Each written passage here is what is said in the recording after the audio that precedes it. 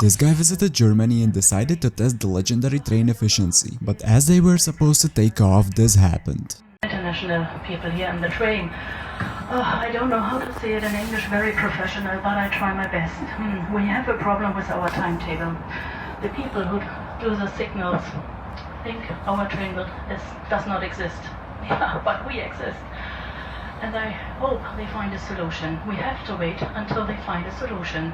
That's the problem here in Hamburg Harbor. Would you board a Schrödinger's train?